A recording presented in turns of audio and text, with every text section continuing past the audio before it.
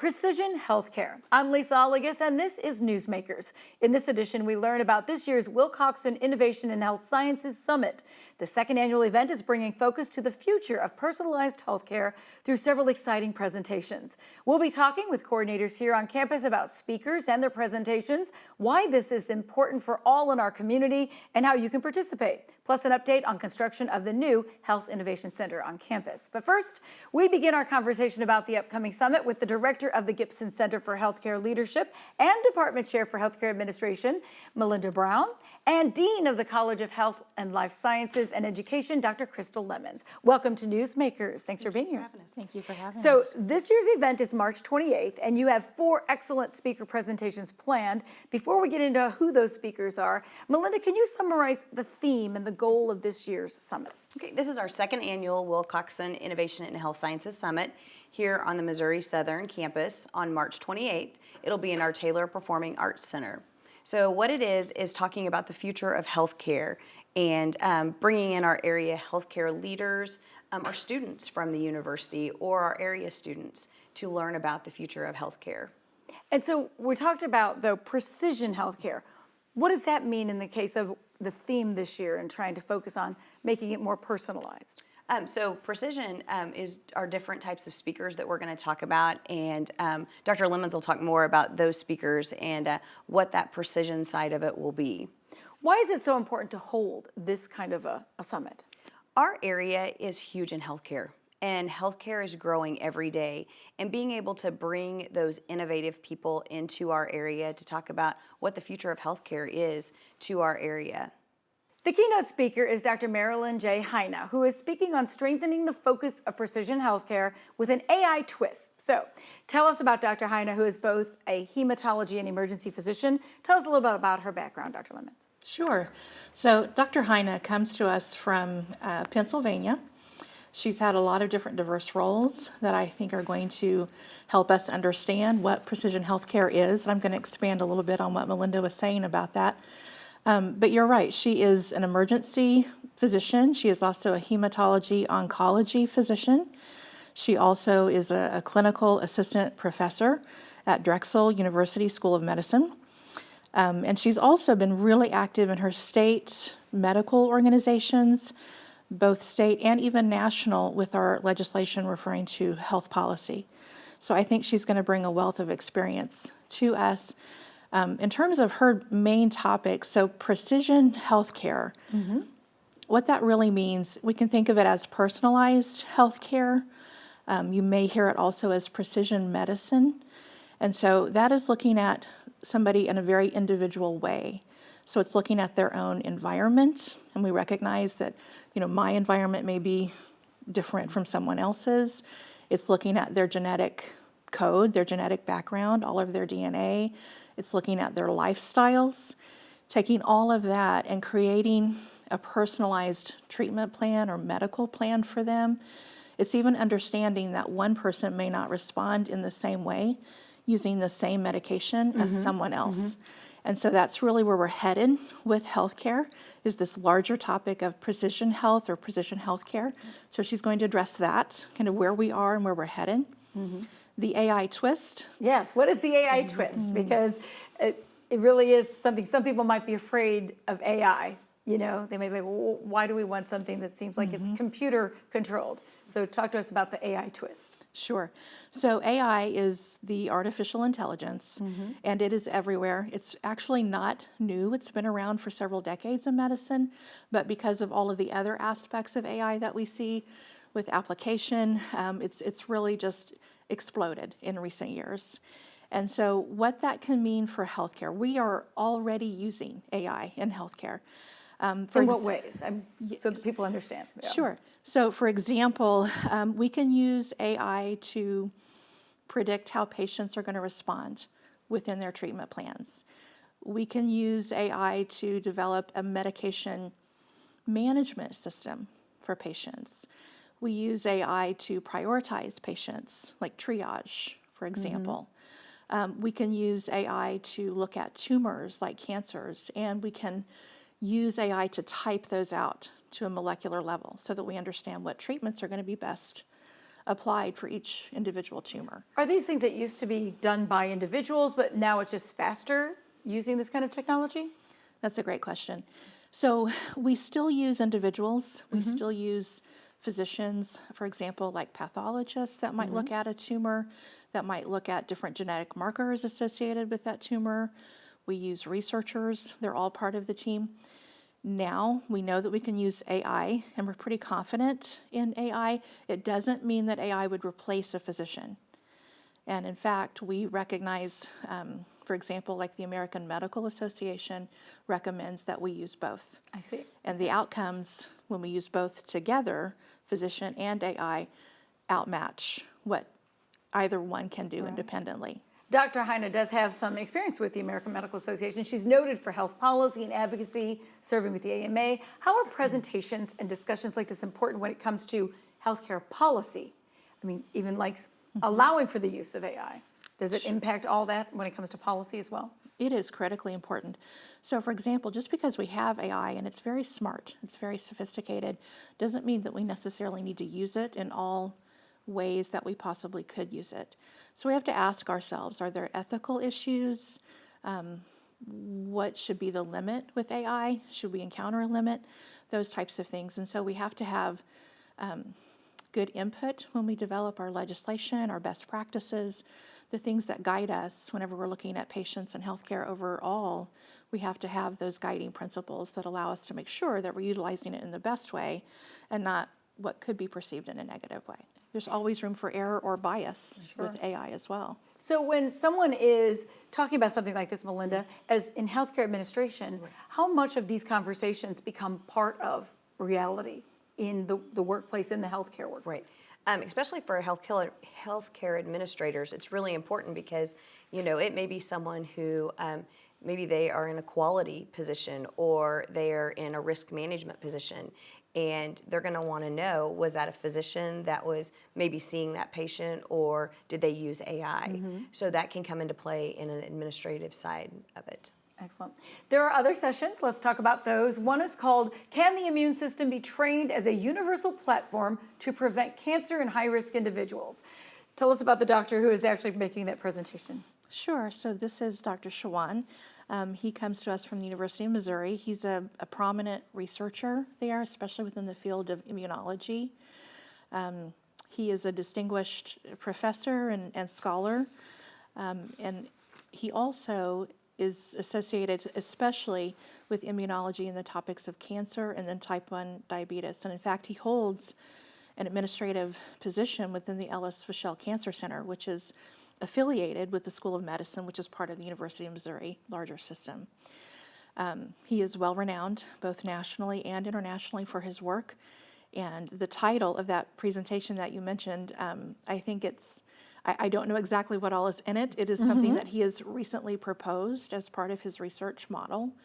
I very much look forward to hearing what he has to say. He is well renowned too as an inventor in the medical world. He has over 27 issued patents. Oh my. Yeah, and he's the co-founder of over 3 biotech companies. So very excited to hear just the fact that our own immune system could be trained in some way to avoid cancer if you're a high-risk individual. That can be profoundly impactful for so many people. For sure. You say the words prevent cancer, I think everybody's going to start listening. And especially when we talk about the immune system a lot because of with COVID and RNA, DNA, and the vaccines. I mean, immune system is a big area of study right now, correct? I mean, especially with a lot of immune system diagnosis. Do you think that can actually expand knowledge in that area for those who are studying all these things, even if you're looking at this one particular topic? Absolutely. One of the things with precision healthcare, there's so many different components that can go into it. For example, immune-mediated therapy, where you're giving medications that boost the immune system. But again, precision healthcare is for the individual. It is getting us away from a one-size-fits-all approach in medicine, which we know is no longer that effective. And so if you have your immune system, and we understand how that works for you, then can we train it to fend off cancer, or can we boost it with other medications specifically for you that will allow you to combat diseases like that? It's tremendous. A lot of area research in that department. The second session is called Layer by Layer, Building Better Healthcare and Exploration into 3D Uses in Medicine with R. Gabe Link. 3D medicine has been around for a little while, but how does it expand in this case? So there are a lot of applications these days for 3D imaging, 3D applications within healthcare. Gabe Linke, he's got over 20 years of experience with medical imaging, and he currently serves as the 3D imaging and advanced visualization program manager at Children's Hospital in Nebraska, Omaha, Nebraska. And that particular facility is doing phenomenal work utilizing 3D imaging and 3D productions for patient care. So I'll use one example. They do a lot of 3D printing there where they can take a patient image, for example, a CT scan, and then they can construct a 3D image or model of that particular patient's anatomy. And so that is tremendously useful, that you can take an image on screen and then you can either virtually reconstruct it or you can have a reconstruction that you hold in your hands. And so as a physician, they can use that for patient education. They can explain to their patient, this is what's wrong, this is why we can operate, or this is why we can't, or this is why we have to use this treatment or this surgery. And so that's one aspect that they're doing fairly routinely at Children's. They're also using 3D printing for surgical planning. And so what I mean by that is if you have maybe a complicated surgery, you can produce a 3D constructed model that is very lifelike, that allows that surgeon to practice beforehand, before doing the actual surgery, so that they can understand what angles, what tools, whatever it is that they need to best do the surgery for better patient outcomes. They can print medical devices that are very customized and patient specific. It's amazing the effect that it has on patient outcomes. Some of our students could find this interesting. Our anatomage tables kind of give you a three-dimensional look. Do you think that would kind of give those students like another reason to be listening to this seminar? Absolutely. I think any of our students that are in the healthcare field or the biology field or chemistry, I think this will be great for them to come. They just need to make sure that they RSVP for the summit. Sessions. Yeah, all right. So the last session is with Dr. Jeffrey Staudinger, a KCU professor, speaking on genomic insights into the drug-mediated metabolic pathway modulation in a colon cancer cell line. Now, for those of us not already in medicine, let's delve into that first by discussing genomic medicine. So tell us what that is and how does it apply to maybe diagnosing, treating diseases for individuals? Sure. So as that name implies, genomic, we think about the word genome. And so that's basically all of our DNA. And we have genetically mapped out human DNA. We did that early 2000s or so, and so we've come a long way since then in terms of its application. And so what that means, it kind of goes back to that personalized healthcare where, again, your genes may be different than mine, even though we have human DNA, but how our genes respond to different situations with environmental factors or lifestyle, all of that makes us very unique. So he's talking about metabolic pathway modulation. What does that mean? It's a lot of words there.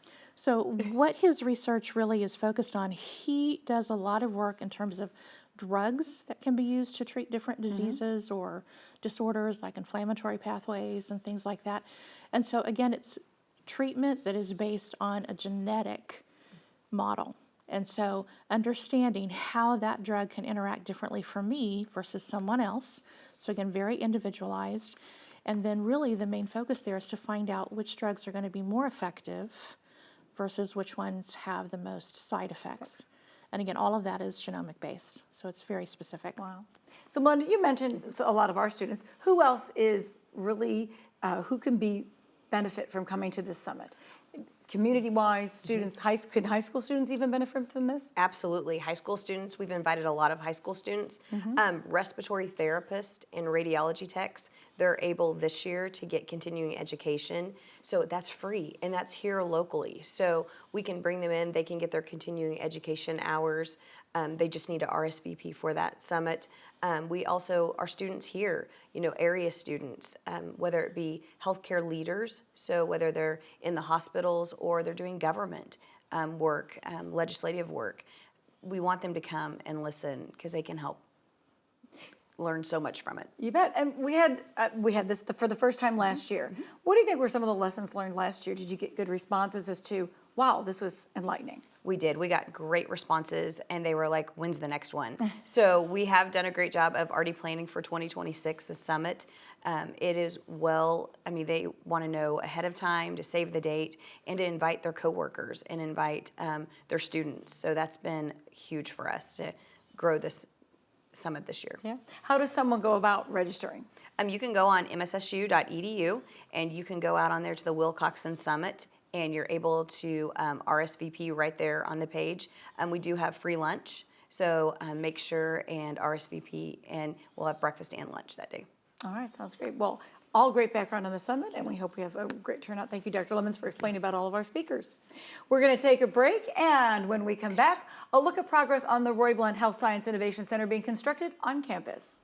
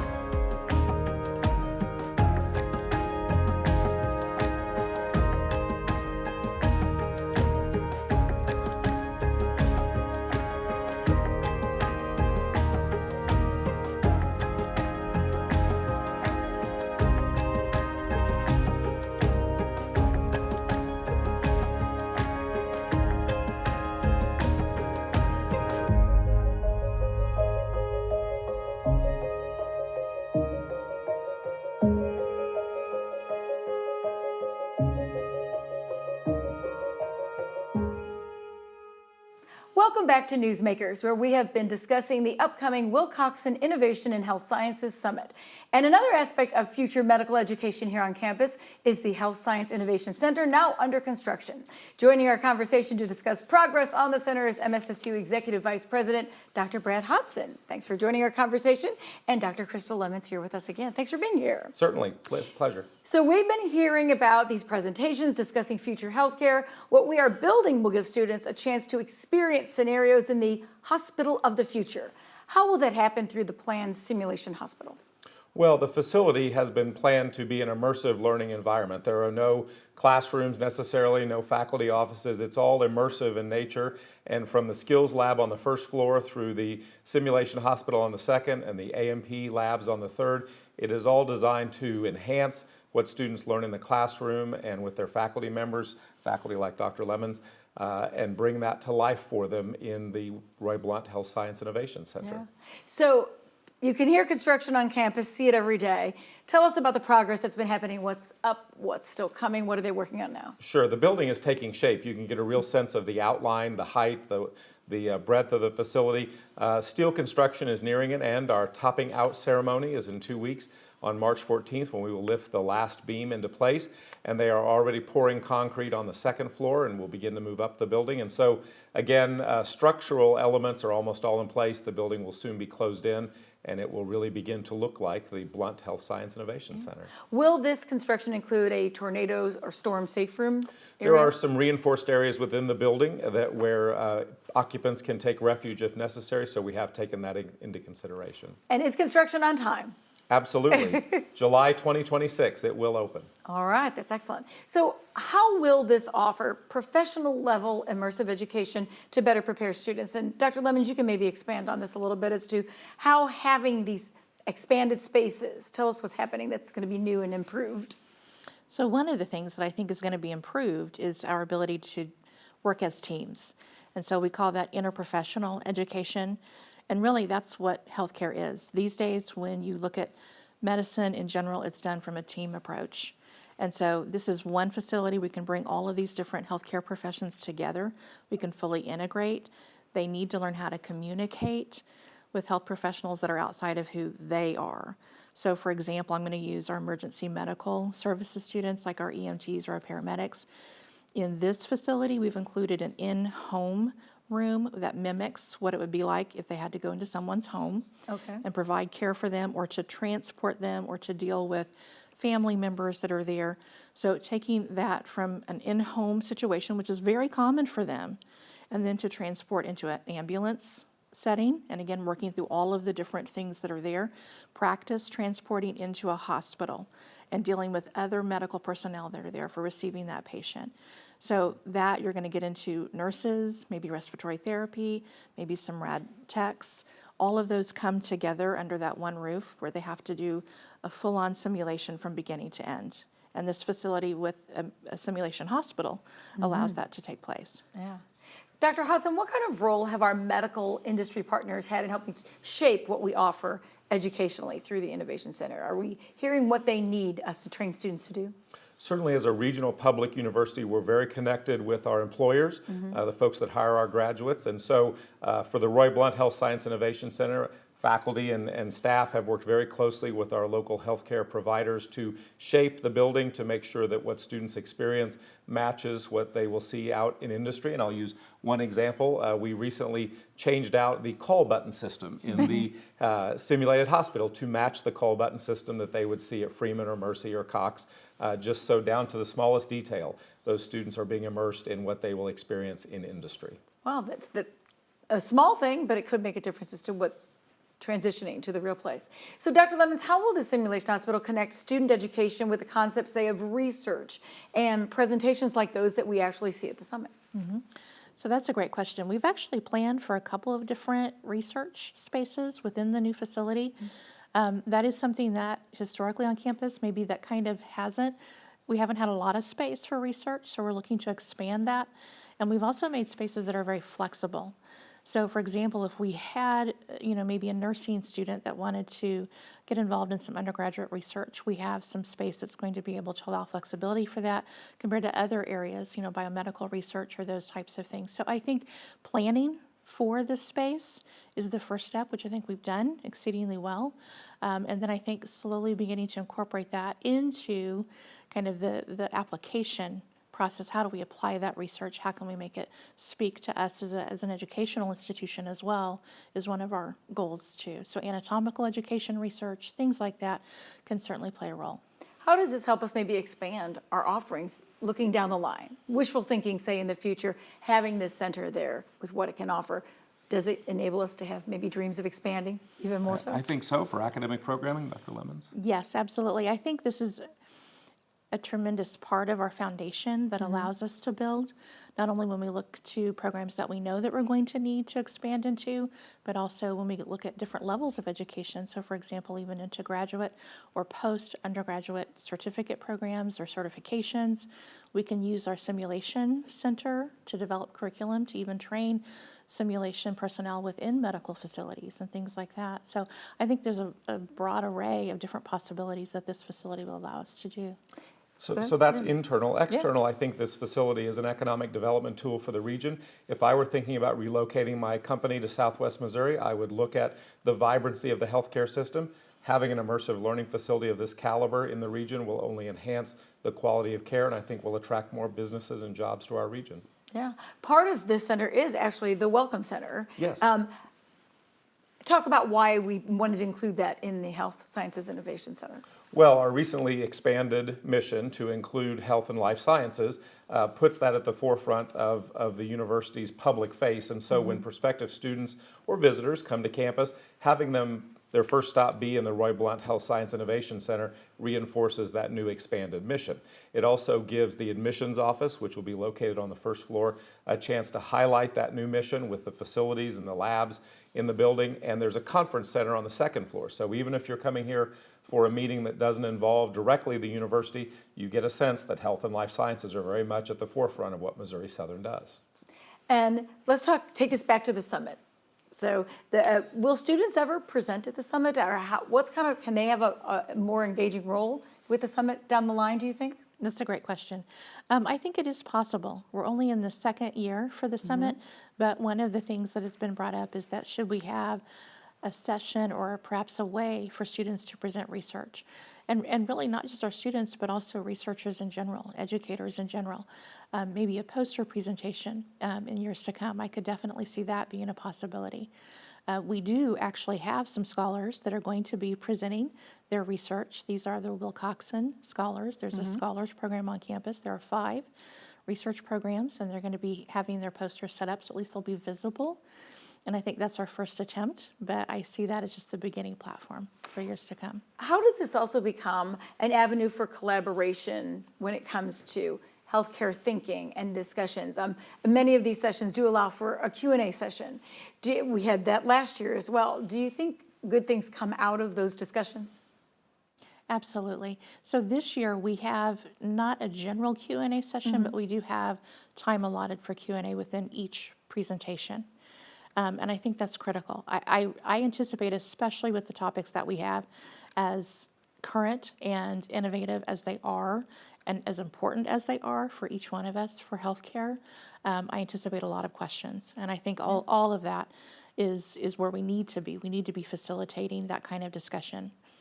How does this new center and the summit recognize the influence of technology and the ever-evolving world of technology? You are going to be overwhelmed when you walk in this building with technology, not only on the health science innovation side, which is sort of implied with cutting edge technology from the 3rd floor cadaver labs all the way down to the skills lab on the 1st floor, but even the admissions side and the welcome center side will be filled with technology for prospective students and their families. And so I think it's a chance to highlight that emerging technology on our campus. And Melinda mentioned earlier, you're already planning next year's summit.